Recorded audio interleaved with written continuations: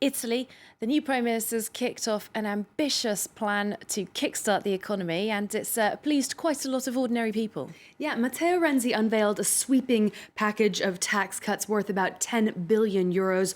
Now, for workers who earn about 1,500 euros a month, that amounts to about 80 euros in cash extra in their pockets every single month. So it is good news for Italians, but a lot of economists are skeptical whether it's the right approach. Catherine Viette has the details. It's an ambitious plan of reforms designed to jumpstart Italy's faltering economy. New Prime Minister Matteo Renzi wasted no time in laying out his agenda, announcing a 10 billion euro tax cut.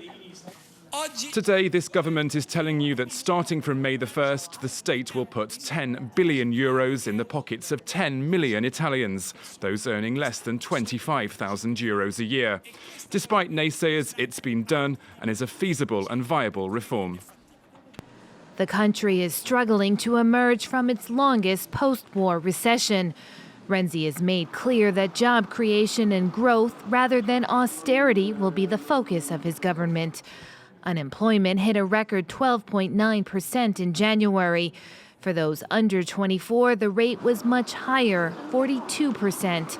For businesses, Renzi outlined tax cuts and reductions in energy costs and vowed to pay off all the debt arrears owed by the public sector to private companies. The Prime Minister said the government intends to fund the tax cuts by reducing public spending and other income, including projected savings on lower debt costs and increased VAT revenues.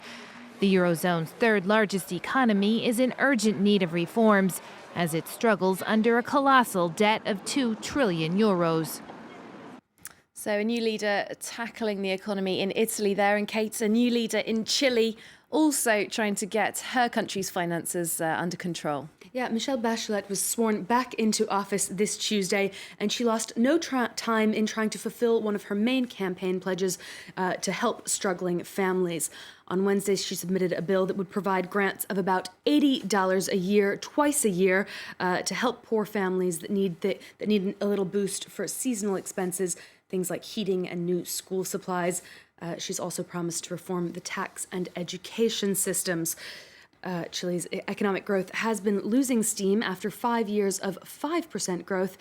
GDP is now expected to grow at a rate of about 3.5% for the next few years. Let's take a look at how the markets have been doing now. We saw Asian markets holding pretty steady, actually. The Shanghai Composite in the green there. This despite some figures from Beijing that actually missed analysts' expectations. The government says industrial output was up 8.6% for the months of January and February combined. Retail sales up 11%. Also a look at Australia. The securities exchange there up, as the government said the economy had added over 43,000 jobs this February. That's 3 times what analysts had expected. Trading has just opened here in Europe. A pretty positive start to the session so far. Just the DAX 30 down pretty sharply, despite some lingering concerns about a possible slowdown in China.